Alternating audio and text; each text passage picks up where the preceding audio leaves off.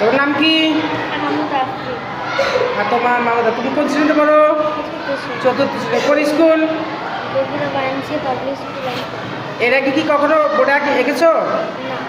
এর আগে আঁকুনি? আজকেই প্রথম? গুড।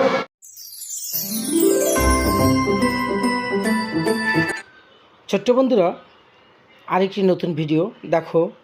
ছোট্ট একটি মেয়ে কত সুন্দর করে বোর্ডে মার্কার দিয়ে আঁকছে। ও বলছিল আজ প্রথম মার্কার দিয়ে বোর্ডে লেখা বা আঁকা। এর আগে কখনো বোর্ডে আঁকেনি, এই প্রথম।